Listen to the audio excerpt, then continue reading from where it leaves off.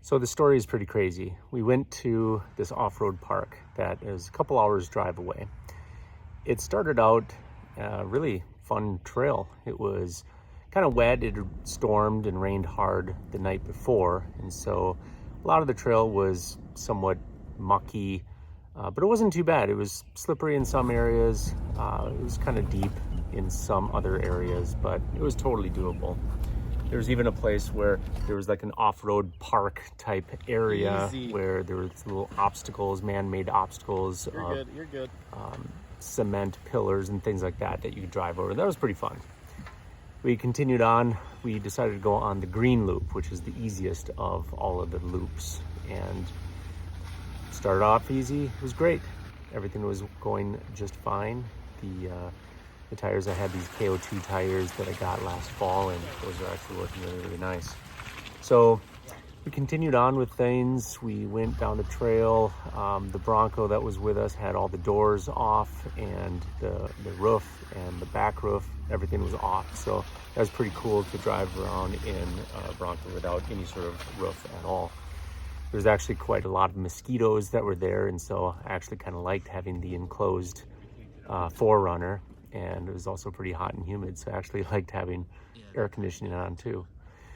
Our first obstacle that we got to that caused a problem was a tree that had fallen down over the trail maybe the previous night or two, and with the amount of mud that was all around the tree, it just created these really, really deep ruts all the way up to the tree. The mud was so slippery, it was hard to get any sort of traction to get up and over the tree. We tried using traction boards in various ways. We stacked them, we put them crosswise, we put them in a row, just trying to stay out of the deep ruts. But no matter what we tried, the mud was so slippery and it just kind of sucked us into those ruts. It was hard to get any sort of traction. We had some people working on even trying to cut the log, and we brought an axe and a saw and things like that, but still it took way too long to cut through that thing. Eventually, by stacking a bunch of sticks and debris into the ruts, we were able to create a little bit of a hump and get over that log. So that was it felt good to get over that. We continued on. The water started to get a little bit deeper, and it was still doable. You know, the water was up to the hubs of the wheels, which was fine. Every once in a while we could feel the rear differential scraping and digging into the mud, which for the most part it went fine, but occasionally we got hung up on a few areas, and eventually got to an area where it just got really, really muddy and really deep. The water was maybe 8 to 10 inches deep and just very, very slick. We had to get out a few times, use some traction boards. We even had to use some shovels, some digging, some filling in of some ruts. It was just a lot of work to not get very far. And eventually the Bronco got stuck. The 4Runner was right behind the Bronco, and it was very, very tough to stay out of the deep ruts. We eventually got the 4Runner up on some dry ground and was trying to use the winch and various straps to get the Bronco out, and we just could not. It was stuck. Even with the winch, it would just pull the 4Runner right up to the Bronco. That's how stuck it was. We tried a kinetic rope, we tried tow straps, we tried all sorts of stuff, and eventually we had to call for help. And what I did is I used Facebook and was part of various off-roading groups in the community, posted a message, seeing if anyone was in the area, and through the magic of Facebook and all the connections that were out there, some people got word out to other people, and eventually we got an excavator that showed up within about an hour, and luckily that was what we needed. Somebody nearby owned a company, and so that company had an excavator, and it just worked out really well. I really don't think there was any way that we were going to get out of there without that excavator, because even at one point that excavator got stuck and had to kind of pivot itself on its arm and to get those treads up and out of some of those deep ruts. We had to pull both vehicles through the really, really deep areas several times, and eventually we were able to get out the rest of the trail on our own. But we could not have done it without that excavator. So that was just very, very lucky that we were able to get that out of there. So what we learned is that, this was a green trail, an easy trail that normally would take like an hour to do. And just because of the rain and the conditions that changed, it changed everything and made it to almost an impossible trail. Even the excavator had a hard time getting through the trail. So that was a good lesson learned. Conditions are everything. Conditions can make an easy trail into an extremely difficult trail. So both vehicles, the 4Runner and the Bronco, extremely capable and are very, very good vehicles, but they could not make it through this. It was fun, it was eventful, and I think we'll pay attention to conditions a little bit more next time we go on a trail. But it made for a good story. It was fun.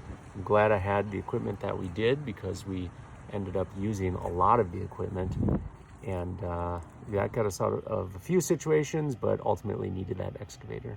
So there's a couple items that I took on this trip that I thought were particularly useful, and I think everybody should really have these items before heading out onto a trail. So let's go through them. The first items are recovery points.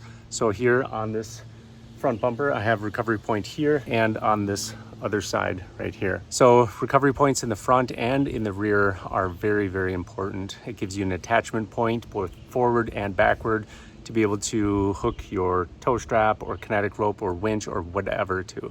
So recovery points in the front are super beneficial.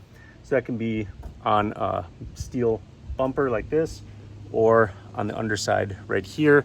There's also those red ARB things that you can put on the side. And here you can see the rear recovery point off of this shackle, off of a hitch mount. I have a locking Rhino USA pin, and this shackle and attachment is a Rhino USA, and it's worked out really well. So I'll put the link of that in the description below. The second important thing to have is a winch. And basically, if you have a front bumper, you really need to have a winch installed right when you put the bumper in. So it's so much of a pain to take this thing off and then try to reinstall a new winch later on. So just get the light bar and the winch, put them together.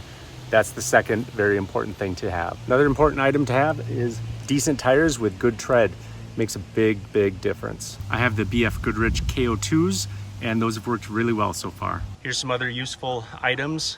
So I got a lot of the Rhino USA stuff that I bought with my own money, because it seems like it's a very good, affordable, good value, high value product. So here's a kinetic rope, and I have the 7/8 inch kinetic rope, 10,000 pound working load, 30,000 maximum load strength or brake strength. So that is super awesome.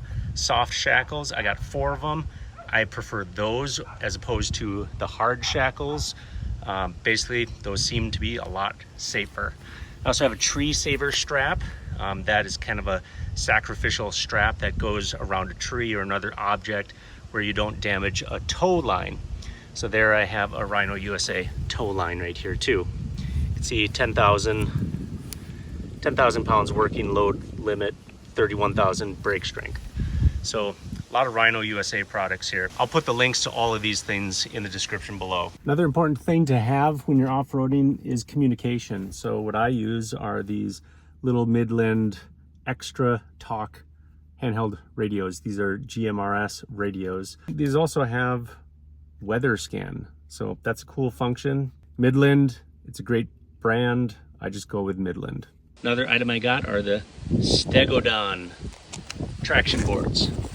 So they come in this container right here, and here are the traction boards. I tied some bright orange paracord onto each one, so when they're embedded into the mud, you can basically just grab the paracord and pull it up and out. That way, if it's completely engulfed into deep mud, you have a way of finding it and getting it out. These are pretty decent. You can see that they have split, but overall, I've abused these things, and I'm surprised at how well they hold up for about a third of the price of other like leading traction board brands. So about a third of the price. So you could theoretically buy 3 sets of these for the same price as other traction boards. They seem to be working just fine. So I like this brand. In fact, I have 4 of them. So it was nice to have 4 instead of just 2. So super awesome. High boots. In the deep water, it was really nice to have high boots instead of just shoes. You can just trash your shoes, but it's nice to get in and out of high wading boots. So those are kind of some of the main essentials that I used pretty extensively on this trip. Thanks for watching this video, and I really appreciate it. Go ahead and subscribe if you haven't. It really means a lot. I'm really trying to get over that 1,000 subscriber mark. So if you could subscribe, that would be super awesome. Give it a thumbs up, and thank you for your support. Catch you next time. Bye.